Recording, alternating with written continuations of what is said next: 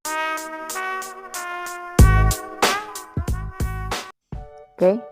Assalamualaikum warahmatullahi wabarakatuh. Bab 2 di semester 2 kelas 9 nggih. Bangun ruang sisi lengkung. Apa saja bangun ruang sisi lengkung itu? Yaitu ada 3.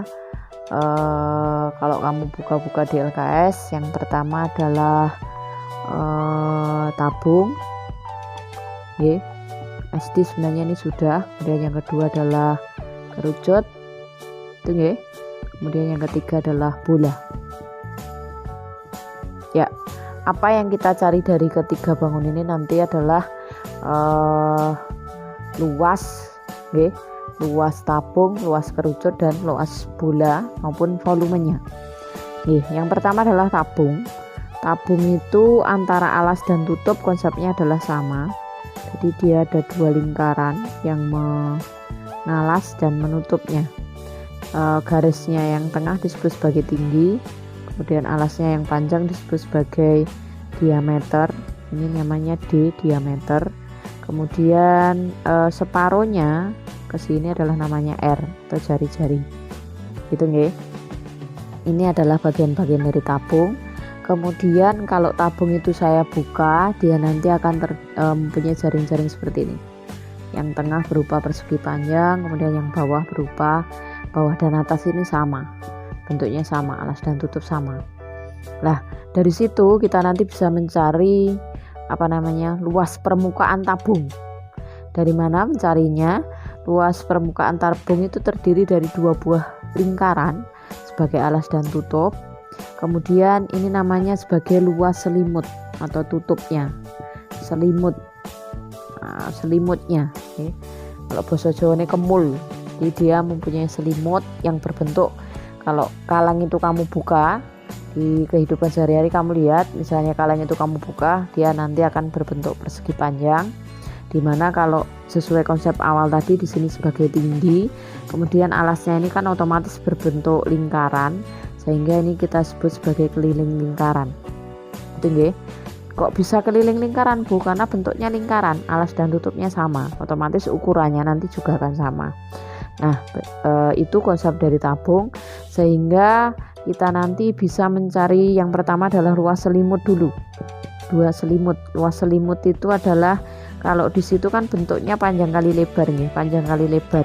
Maksud saya bentuknya persegi panjang, otomatis luas selimut itu sama dengan luas persegi panjang, berarti panjang kali lebar, gitu nggih. Berarti luas selimut nanti adalah panjangnya berupa keliling lingkaran, lebarnya berupa tinggi.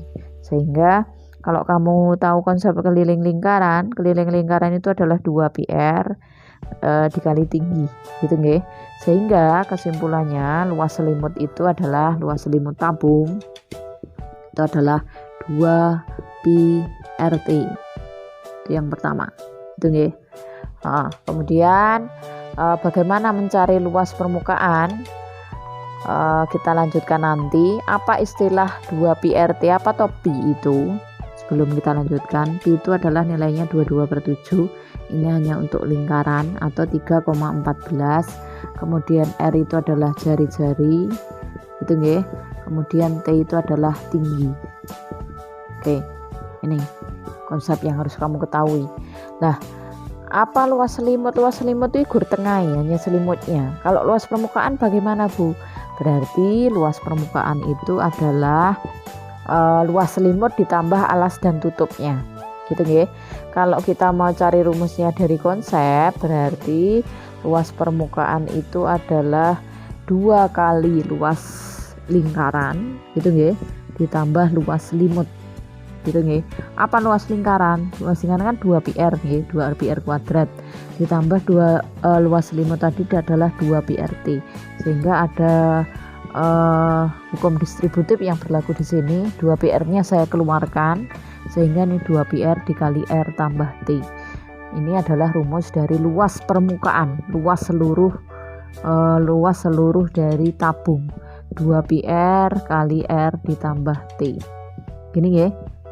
Ini luas permukaan tabung, itu nggih.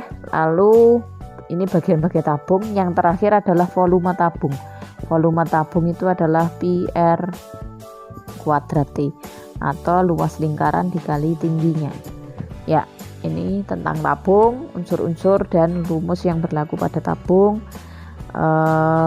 Bangun ruang sisi lengkung yang pertama. Kami lanjutkan contoh penerapan tabung dalam bentuk soal. Di sini sudah saya buat contoh. Diketahui tabung R itu kan jari-jari nggih. R-nya 7 dan tingginya 10 cm. Akan saya buat singkat nggih. Pertanyaannya luas selimut, luas permukaan dan volumenya.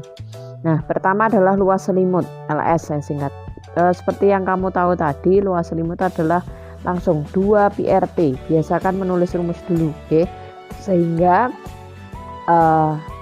mudah kamu pahami. Kalau R-nya 7, otomatis pi yang kita gunakan adalah 22/7.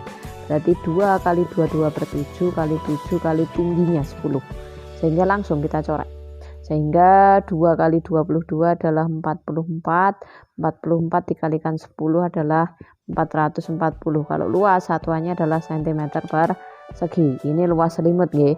Lalu bagaimana kalau mencari luas permukaan? Sesuai rumus 2 pi R kali R plus T. Sama nggih, berarti 2 kali 22/7. R-nya adalah 7, kemudian di sini 7 ditambah 10. Gitu nggih.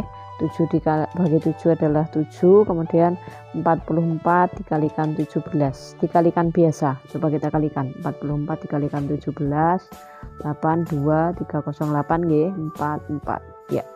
Sehingga ini ketemunya adalah 748. Satuannya apa? Ya sama, cm persegi. Bisa dipahami nggih? Ya, oke. Berikutnya adalah volume. Apa volume tabung tadi? Volume tabung seperti yang saya bilang adalah pi R kuadrat T. Berarti R kuadrat artinya dikalikan 2 kali. Sehingga di sini adalah pi-nya adalah 22/7, R-nya adalah 7 kali 7, tingginya adalah 10. Sehingga langsung coret aja. Volume tabung adalah 1540 cm persegi. Udah selesai. Ini tentang tabung. Minggu ini kita tabung dulu nggih. Jangan lupa tetap ikuti PJJ dengan baik. Tugasnya jangan ditunda-tunda. Silahkan dikerjakan. Tugas saya tidak saya perberat, artinya tidak terlalu banyak. Kalau kamu mau telaten dan mengikuti, insya Allah akan dimudahkan. Jadi jangan ditunda-tunda, segera dikerjakan. Begitu, jangan ditunda-tunda. Kalau nanti ditunda-tunda akhirnya kamu nanti tidak mengumpulkan. Semangat PJJ, tetap jaga kesehatan, berdoa dan membantu orang tua. Jangan lupa ketik like dan komen serta subscribe video-video yang sudah saya upload di YouTube agar nanti bisa bermanfaat untuk pembelajaran kamu baik sekarang maupun ketika kamu melanjutkan ke jenjang yang lebih tinggi. Sekian, assalamualaikum warahmatullahi wabarakatuh.